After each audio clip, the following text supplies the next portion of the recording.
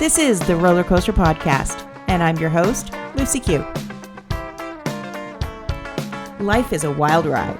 It has twists and turns. It's scary, exciting, and downright fun. So throw your head back, arms in the air, and come along with me for the ride. Life is like a roller coaster, baby, baby. I wanna ride. Episode 200 of the roller coaster will soon be here, and this is your chance to be part of the fun.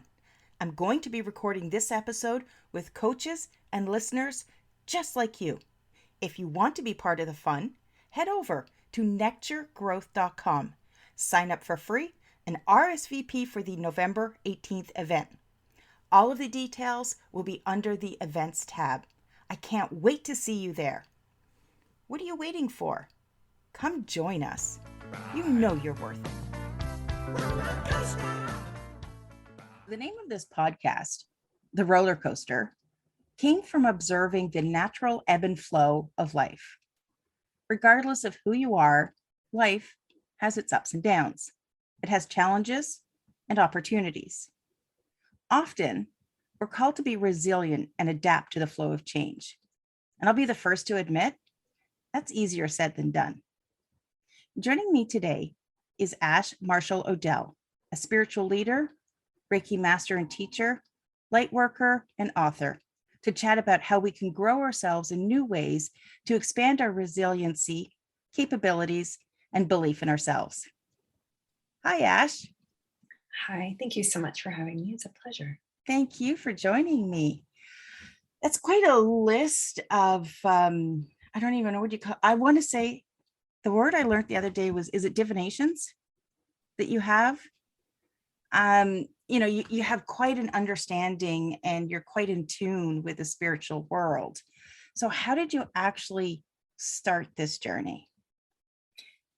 It's rather funny because my journey actually arose from a really, really terrible childhood. Mental, physical, emotional, and sexual abuse began at a very young age and pretty much dominated my life in the way that I lived. My life was basically based on fear. So very, very much fear-based beliefs and lots of difficulties. And I came to a point when I had my daughter that things really started showing up for me because I had suppressed them and actually just shut down so much, which is what the brain does. You forget things because it's a protection mechanism. And when I had my daughter, a lot of things started coming up for me. So I went back into therapy. And I also had joined a trauma group and we began doing a lot of reading. And the first book of which was the Riso Hudson Enneagram test, where you find out what your personality type is, what your triggers are. We read so many books and we started sort of diving into the subconscious and how you work. And we had gone on a retreat and we went to a crystal shop for fun. And this was the oddest experience in the beginning where I actually felt the flow of energy through my body. And I was drawn to crystals, like literally my body was just shifting side to side and my hand would reach out and it was like the oddest thing. It's almost like you're fully present, but a part of you is pushed to the side. You're going, what the heck? What the hell? Okay, I have no clue. And ended up with this tray of crystals and went back that night and I just felt this, I knew exactly where to place them. I didn't know anything about crystals.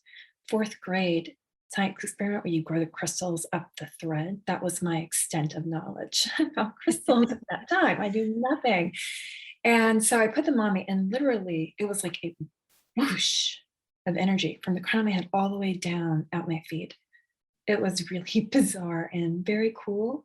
And I didn't really understand a lot about, at that time, sort of metaphysical. I was raised in a very Christian household growing up. So anything beyond that, was sort of like the devil's work, Yeah.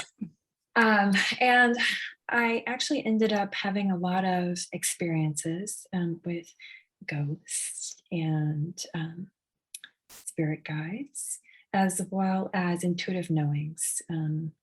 So I call what I do clair all, because it's all of I'm clairaudient, clairvoyant, clairkinesthetic, clairalience, cognizant, or claircognizant, and an empath. So it actually is a lot of energy information to filter through. And in the beginning, I didn't want anything to do with any of it at all, like nothing.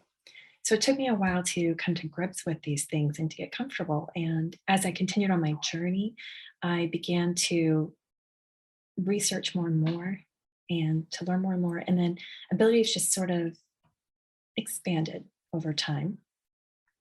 And a lot of it really was an opening up of your sort of energetic self.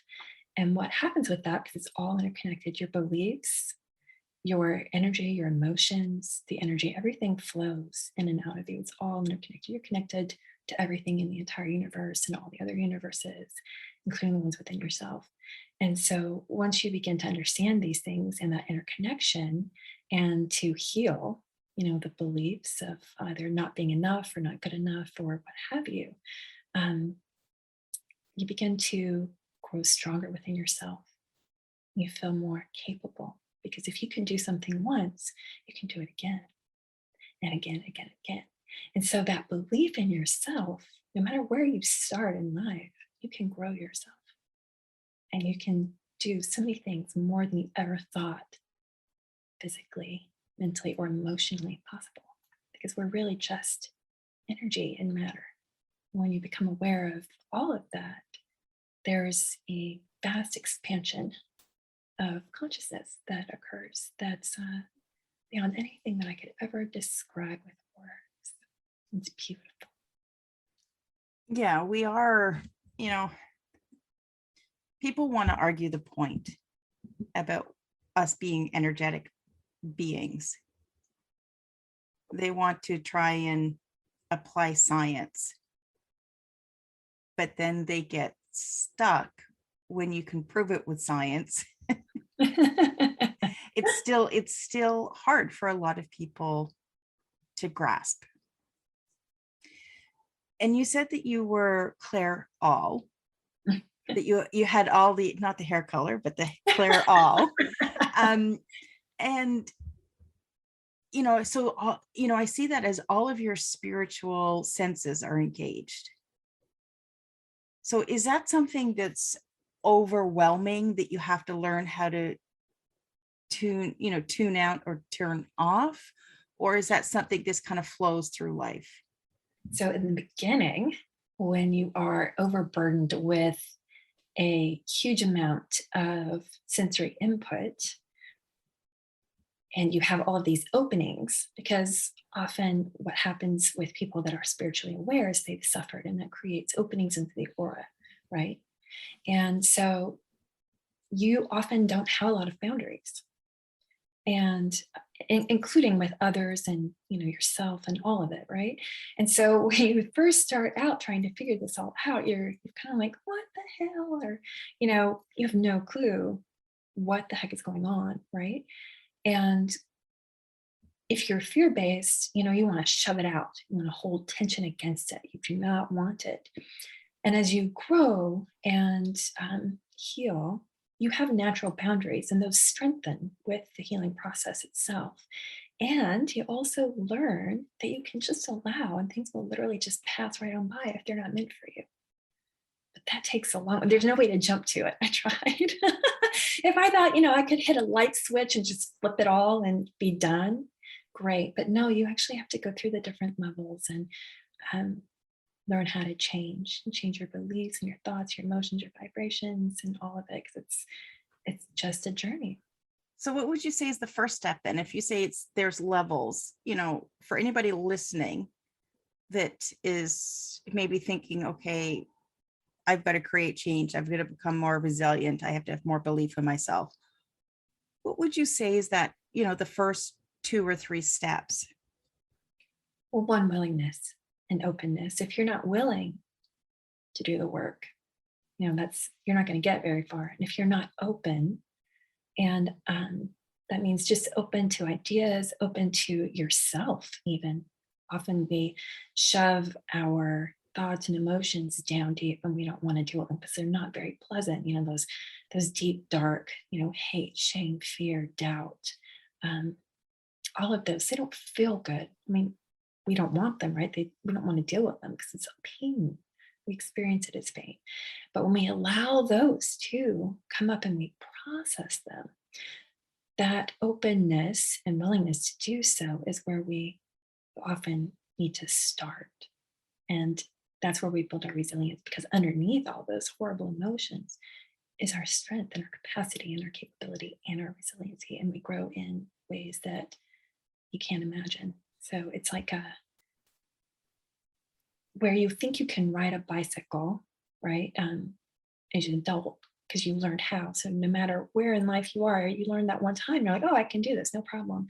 But when you're that little person and it's this big machine and you're like, oh my gosh, it's kind of scary at first. And so you have training wheels and, elbow pads and helmets and all of that gear and a person holding the back of the bike. You don't really believe in yourself much until you get those experiences of success. And then you're able to start taking off the training wheels and the person can let go. And then you're just flying.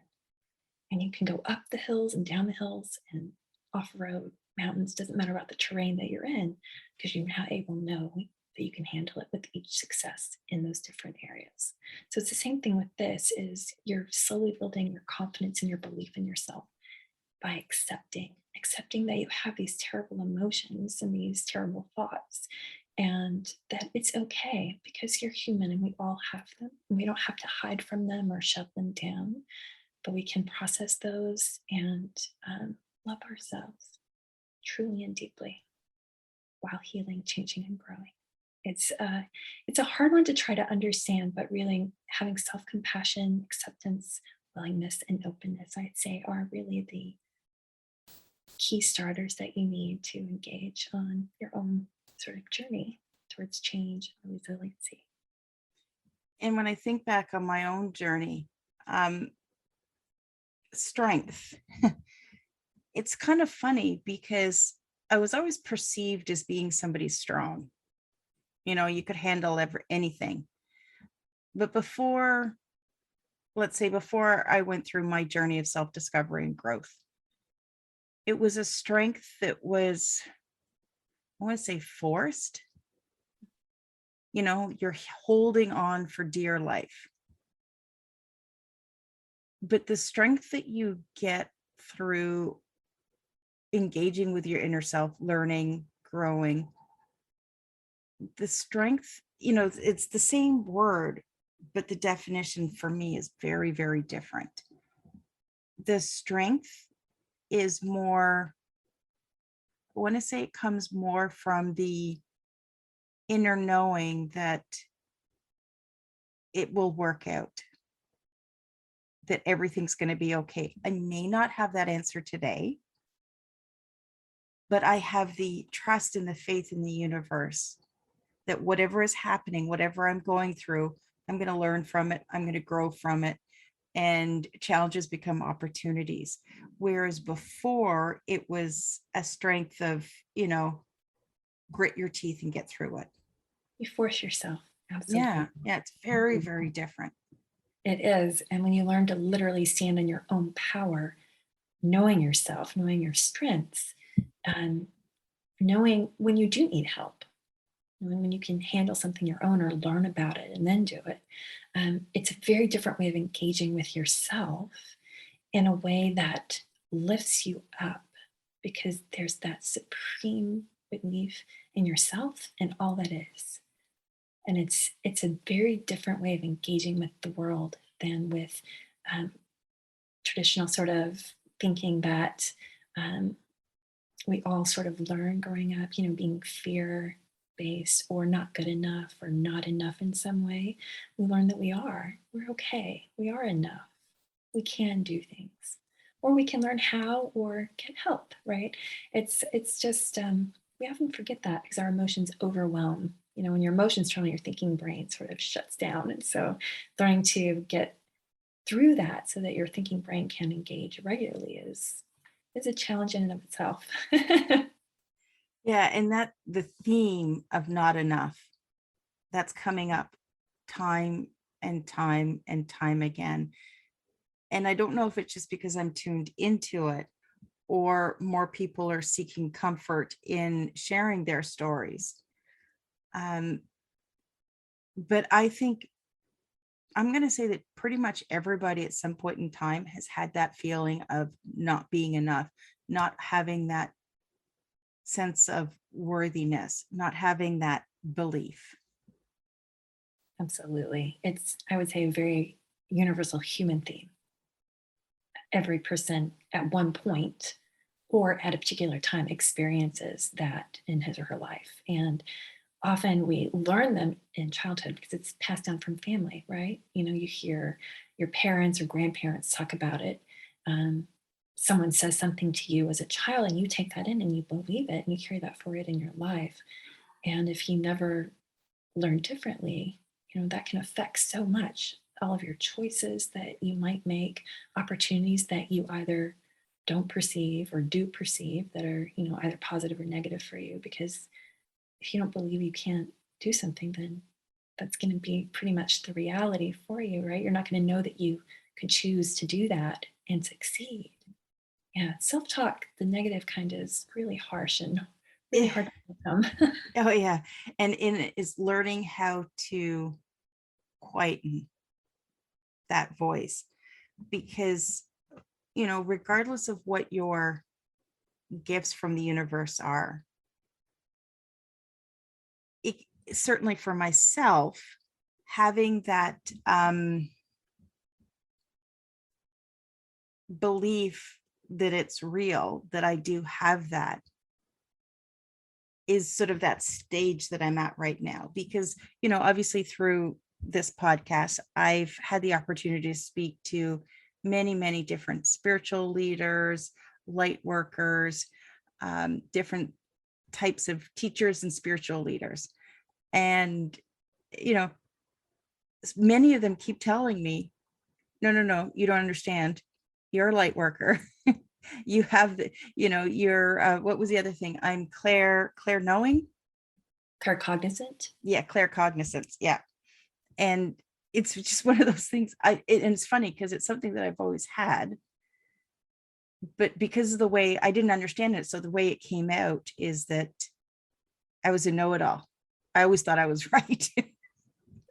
But now that I understand where it's coming from, I still struggle with believing it because I still think, and that goes back to that worthiness. I was like, why me? Why do I have this? Why not? Exactly, exactly. And that's what uh another healer that I interviewed early on in the podcast, Christine Bizier. I was sharing an idea with her and I said, it's just too big of an idea. Why am I given this idea? I don't know if I can do this. And she looked at me and goes, well, why not? And I'm like, okay, I get it. I honestly wouldn't even call what you gifts. I would say capabilities. We all Yeah. have the capabilities to do this. I'm not special. There are so many just like me. And I believe every single person has the capability to tune into all that is, both within and without. It's it's Well, not it's not like a gift someone hands you. It's just something that you discover, to you tune into and you discover. So what mm, were some of those tools that you used early on to help tune in? huh. Well, the very first thing, obviously crystals, but I had a very strong pull towards Reiki, huge pull. And it was a massive change for me. And um, it really helped to open me to a lot more healing. And then the other thing, of course, was energy psychology. So I was working with a therapist who uses energy psychology rather than regular, like cognitive behavioral therapy or I guess you call it talk therapy, I guess would be the more traditional. So, energy psychology is actually helping you to tune into your own energy and to treat the parts of yourself. So we all have parts of ourselves sort of running around in our subconscious. So if you were hurt, say at 5, by, a cow charged you and knocked you, like 500 feet, hopefully you live, but you're going to have this fear that you carry on, and that memory is going to stick with you, and you might be terrified of cows. Well, that person, is still there, that memory, that sort of energy. And if you've been hurt in a lot of different ways, you're going to have lots of parts of you. So we all have archetypes, just ways that we engage with. It's a way of tuning into feelings and beliefs in a different way than saying, I feel angry. You tune back into that part of you.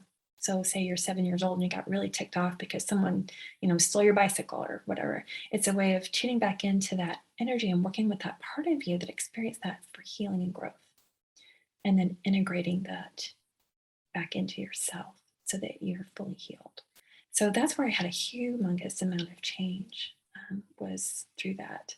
And it really helped me to work through, because I'm more of a visual type person. So I work with symbols and archetypes a lot.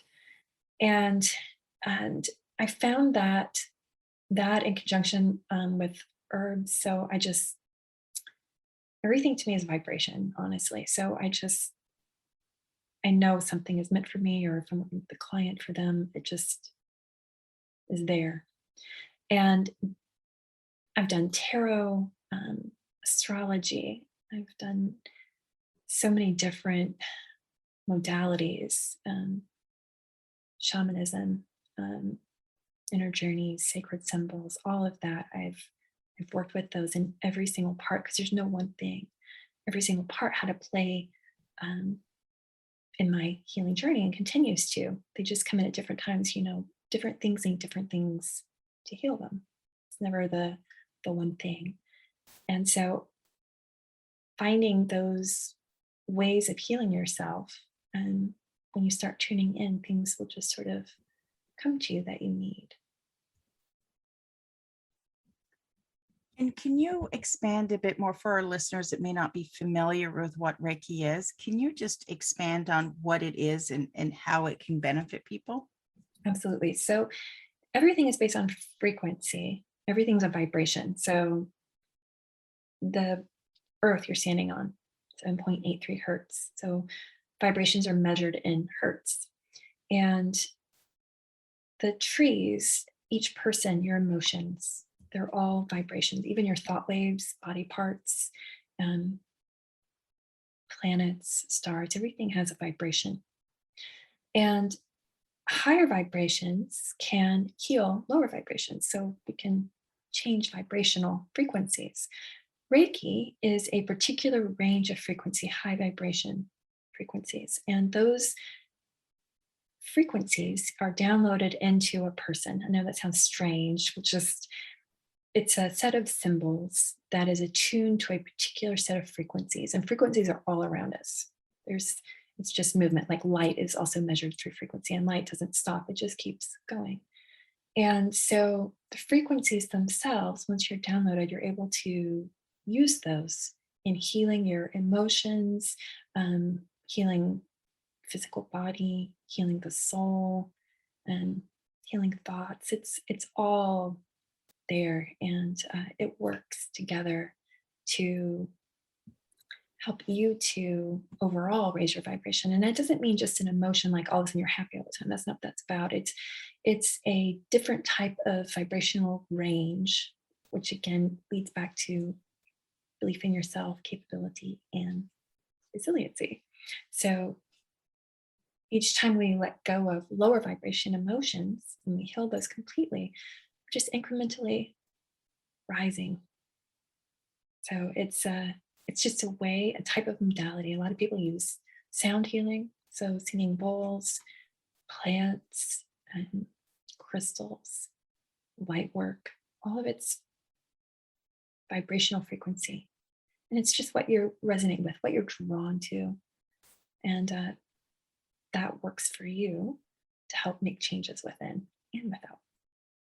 And you don't have to be in the same room or even the same city that you could be on opposite ends of the world for Right. Reiki to work, right? Exactly. So all I really need is just a picture of you, like your photo right here, and a live link. So a phone call with picture of you, and just send it to you. It just, because there's no energy doesn't matter about distance or time. And actually, Reiki can travel back in time to heal a past life or your childhood. It doesn't change the events, obviously, but it changes the energy, right? So come forward here now. It's different. It's lighter for you. So we're starting to get into the quantum physics, which I love, but it I gets love kind of quantum physics. Don't worry, I love quantum yes. physics Okay, too. great. I'm so in love with quantum physics. But really, it doesn't matter because energy is everywhere. So if I don't know, do you know delayed choice experiment? Have you perchance? No. Oh, it's really fascinating. So light can be a photon and a wave, right? So they were working with trying to figure this out. And so they decided, because they would wait and not decide what it was. So depending on what the scientists thought, it would either be a photon or a wave. And they call it the delayed choice. It's been like, God, 5-6 years since I read about this. So it's very broad, but you can look it up. There are articles on that. It's quite brilliant.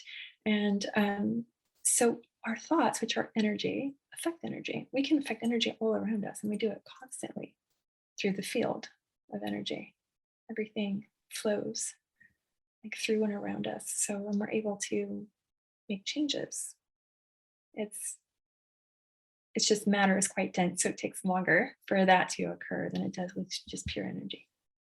And when again, through my experiences, when you create those vibrational changes in yourself, they resonate with the people around you. So when I started to change and let go of those lower vibrations, when I started to level up my vibration and keep working on it,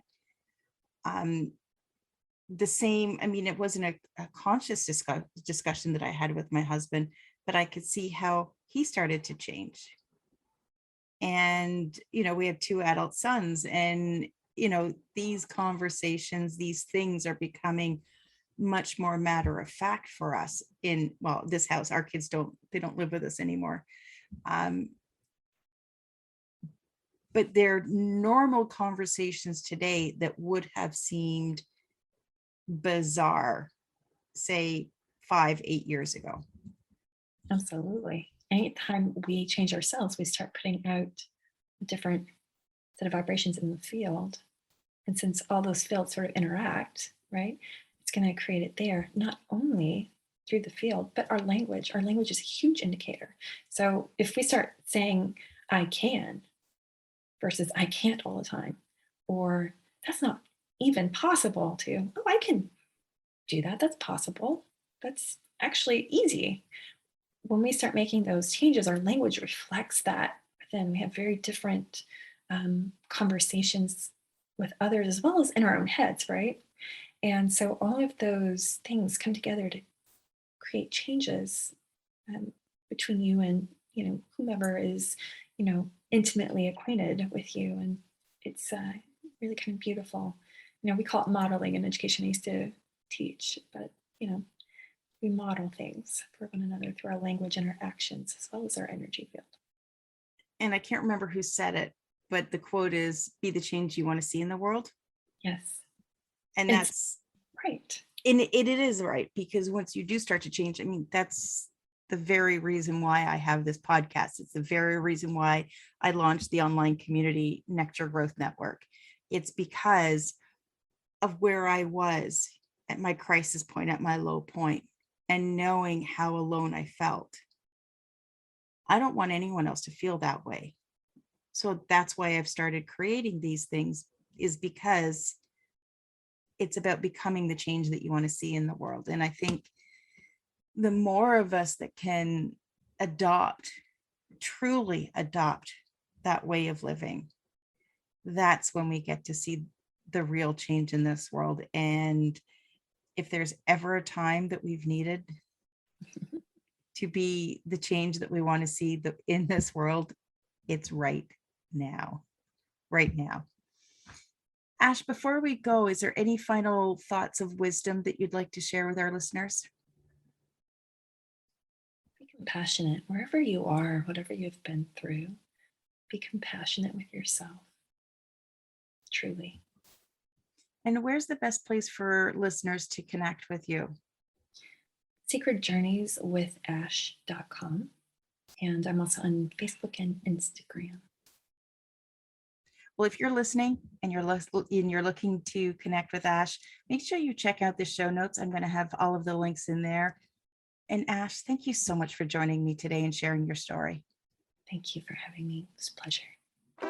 Thanks for listening to this episode of the Roller Coaster Podcast. Want to chat or share your ideas about today's show? Pop me an email at hello@therollercoasterpodcast.com. Don't forget to connect with me on Facebook and Instagram at The Roller Coaster Podcast. Our theme song, Roller Coaster, was performed by The Lucky Setback. Audio editing by the one and only Jeff Quigley of Quigley Creative.